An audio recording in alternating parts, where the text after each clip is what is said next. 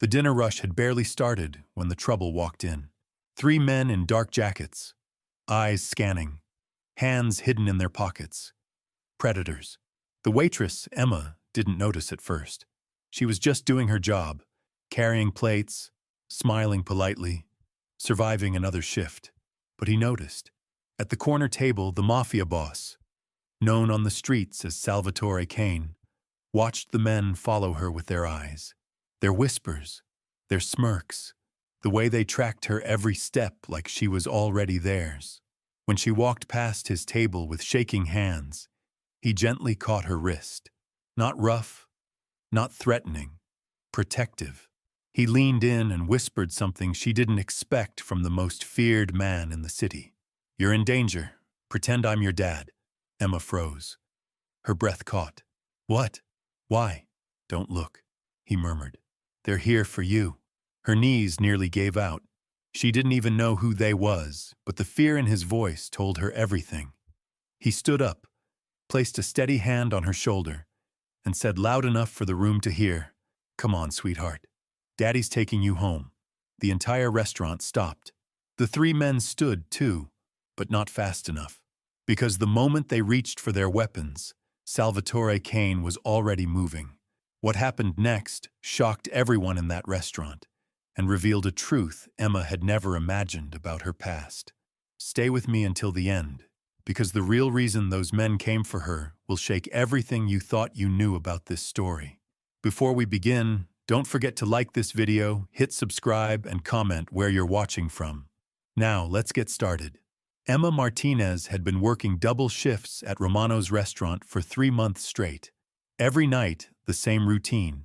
Clock in at 5, serve tables until midnight, count her tips, and walk 6 blocks to her cramped studio apartment.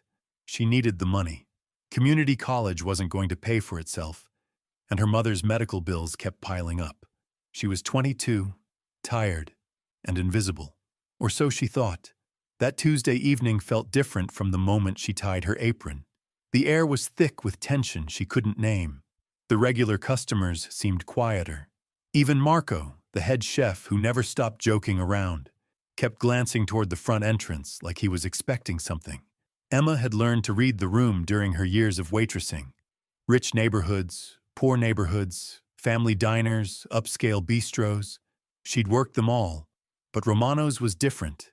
It sat in the heart of Little Italy, where conversations stopped when strangers walked in, and everyone knew everyone else's business. The three men entered at exactly 7:15. Emma was carrying a tray of breadsticks to table 6 when she caught sight of them in her peripheral vision. Dark clothing, serious faces. They didn't look like they were here for the chicken parmesan. She set down the breadsticks with practiced ease, her smile never wavering.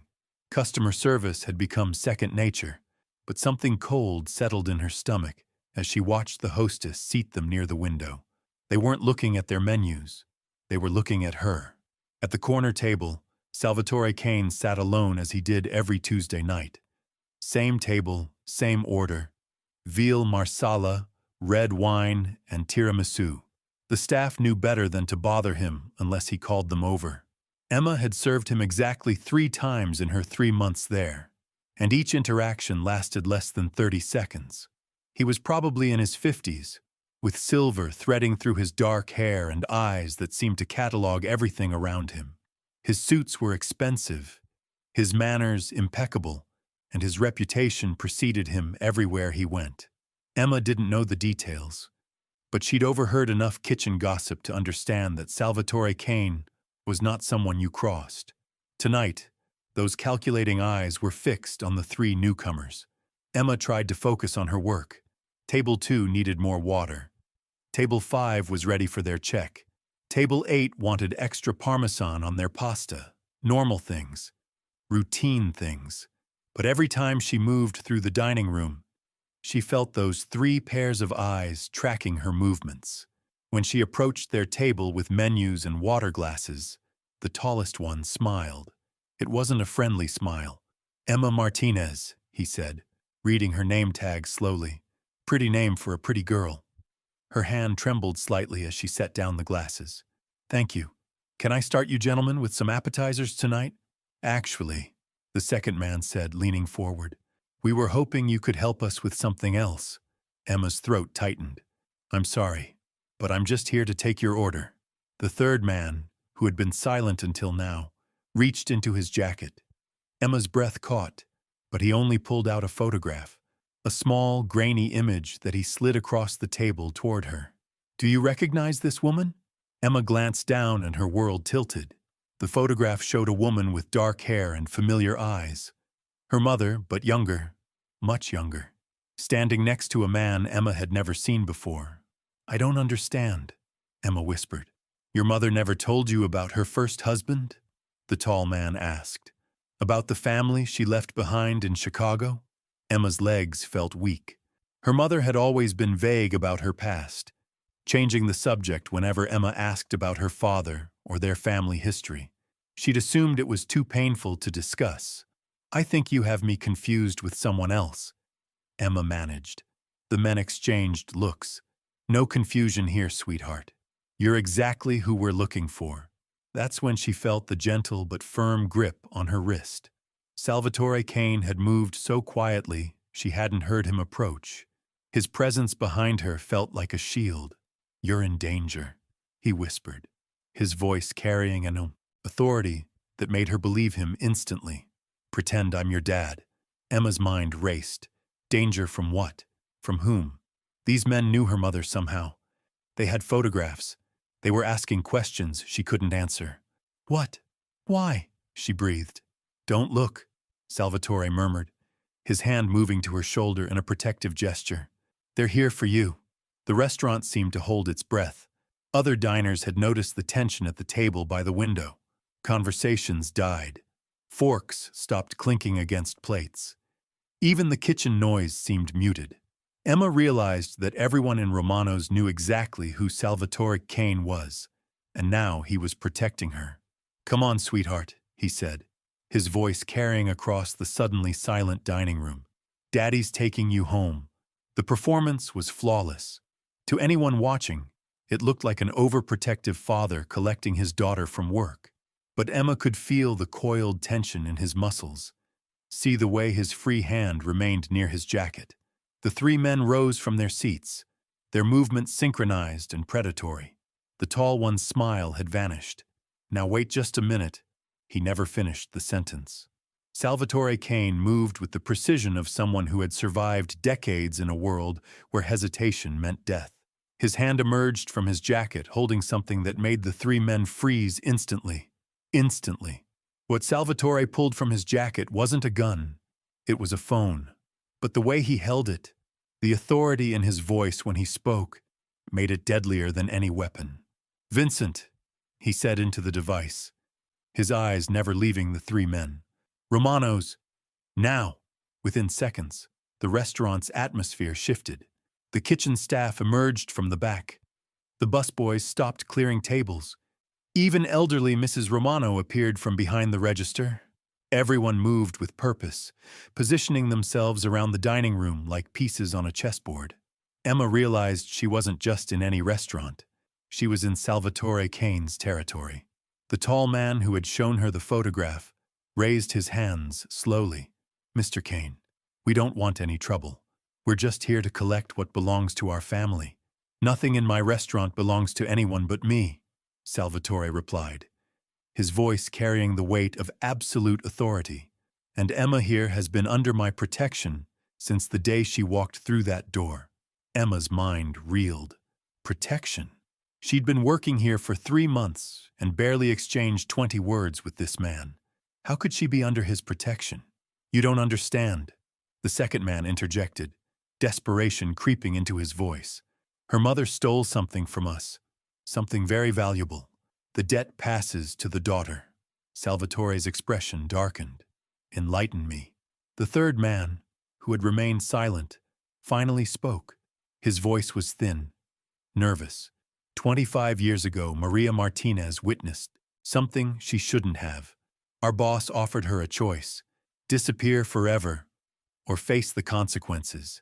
She chose to disappear, but she took something with her. Insurance, she called it.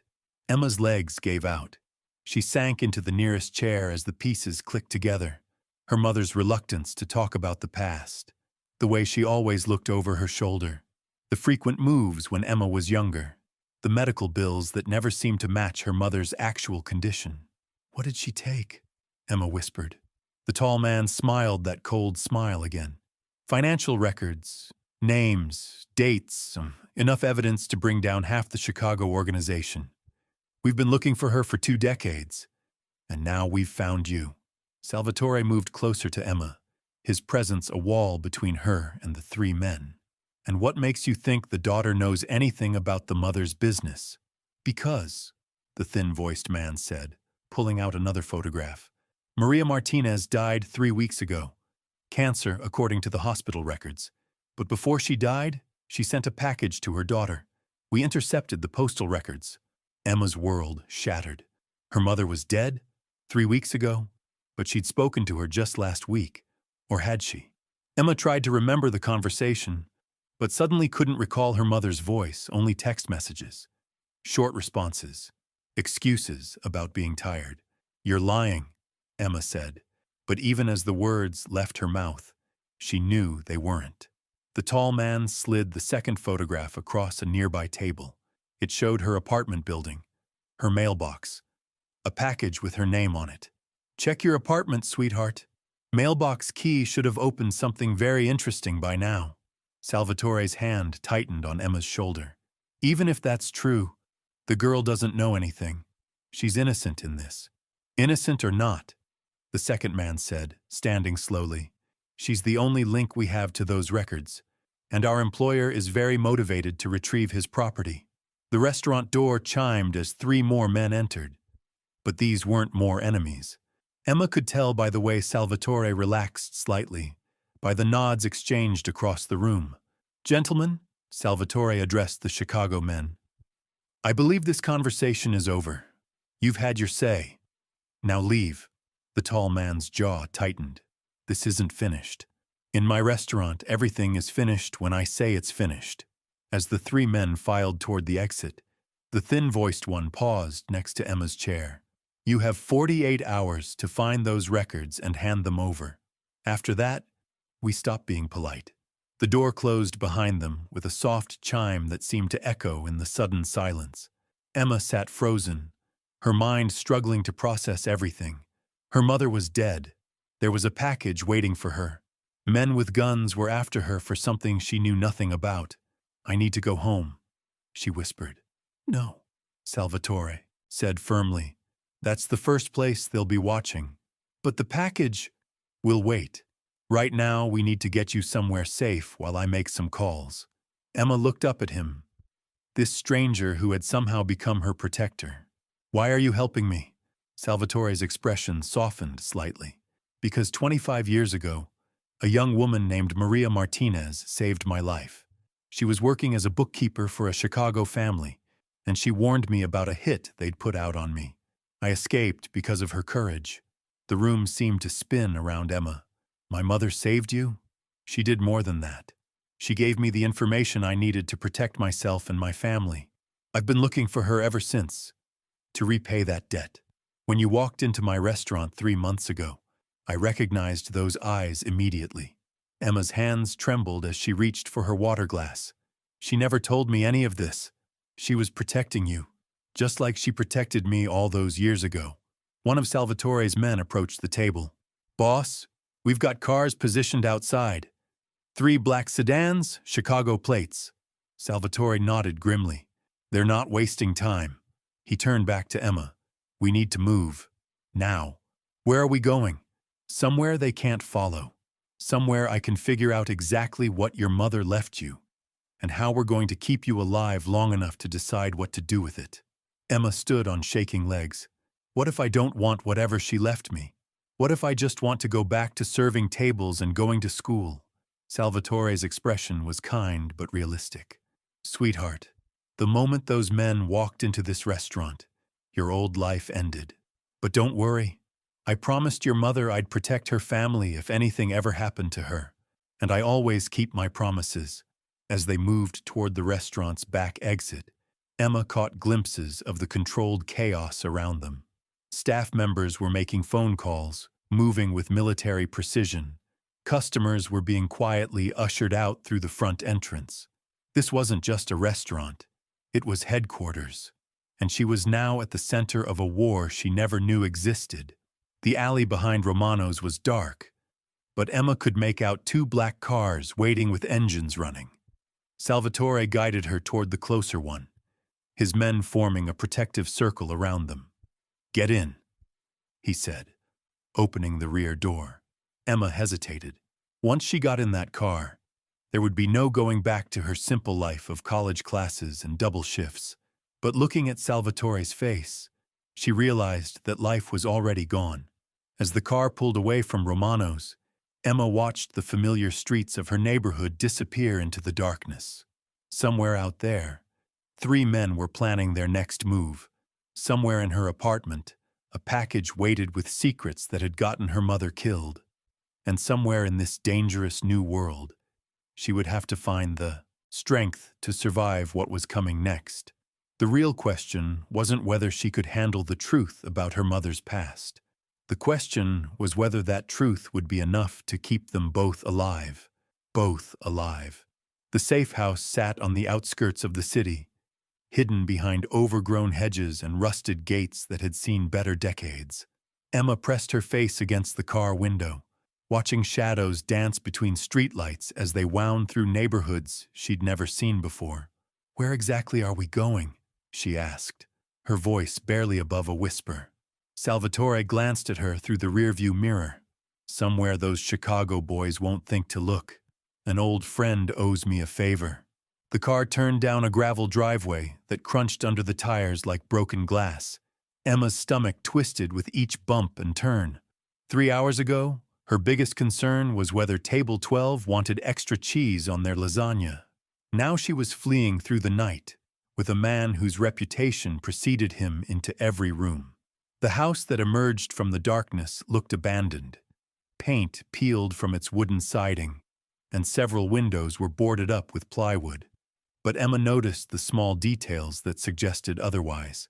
Fresh tire tracks in the mud, a faint glow from behind blackout curtains, the subtle hum of a generator running somewhere behind the structure. "Home, sweet home," Salvatore muttered, parking beside a shed that had seen better years. 2 men emerged from the shadows as they stepped out of the car. Emma recognized the synchronized movement, the way their eyes swept the surrounding area before focusing on their arrivals. These weren't casual friends helping out. These were professionals. "Boss?" The taller one nodded to Salvatore. "Everything's secure. No movement on the perimeter since we arrived." "Good. Any word from Marco about the restaurant?" "All clear. The Chicago team left about an hour after you did, but they'll be back." Emma followed them up creaking wooden steps to a front door that opened before they reached it. The woman who greeted them looked like she could be someone's grandmother, complete with silver hair pinned back in a neat bun and flour dusting her apron. But her eyes held the same alertness Emma had noticed in Salvatore's men.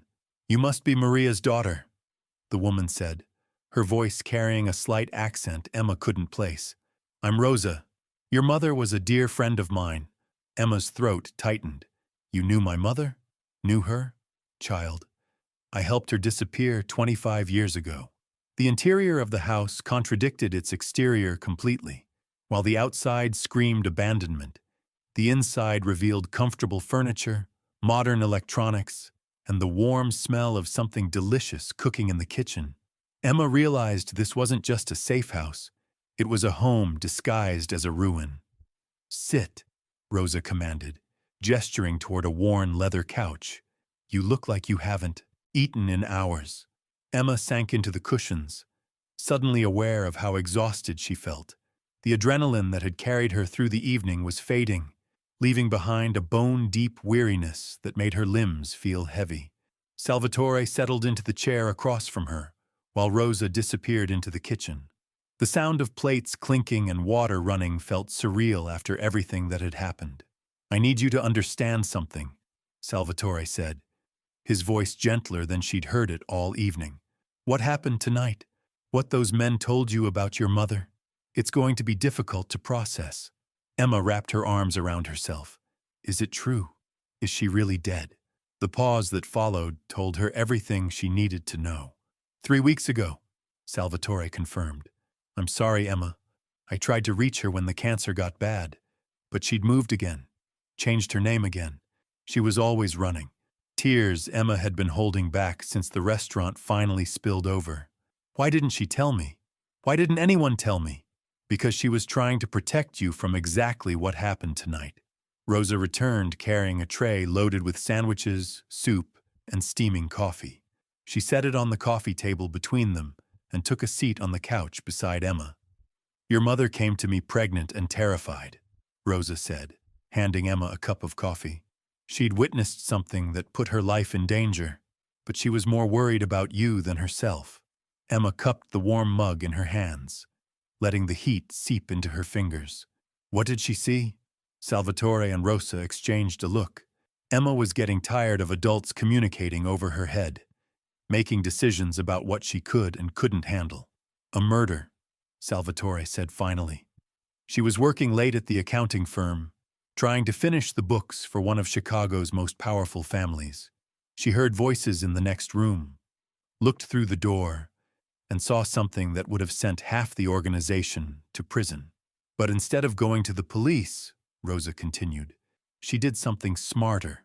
She copied the financial records that proved the murder was connected to years of money laundering, racketeering, and worse.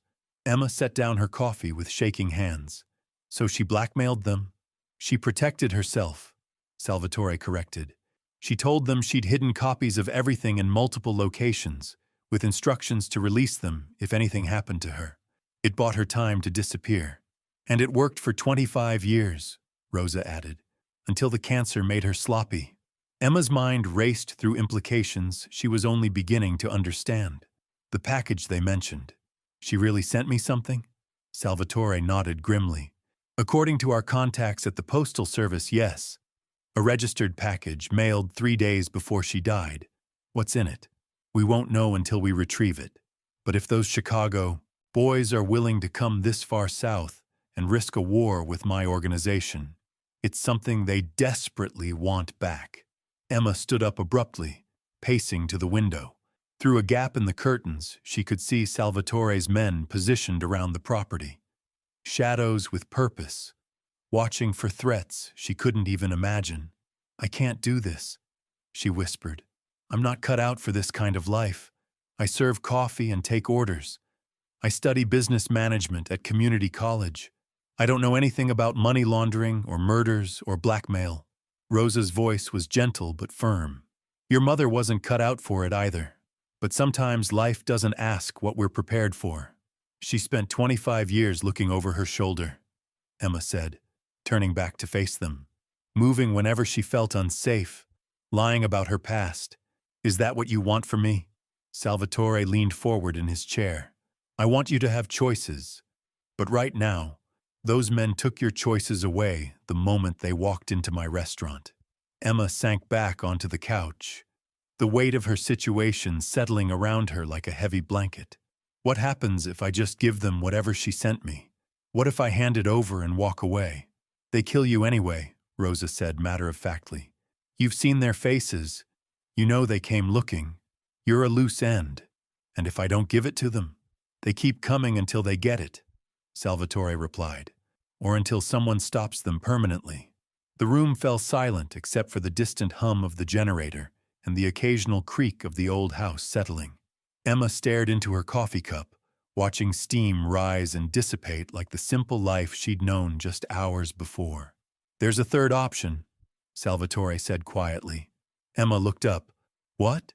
We find out what's in that package together. We evaluate its contents, and we decide how to use it to end this once and for all. Use it how? Rosa smiled, and for the first time Emma saw something dangerous flash behind her grandmother's eyes. Child, information is power. The right information in the right hands can bring down empires. Emma thought about her mother, young and pregnant and terrified, making impossible choices to protect a daughter she hadn't even met yet.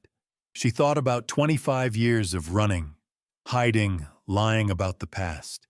She thought about dying alone in a hospital room, sending one final package to the daughter she'd spent a lifetime trying to shield.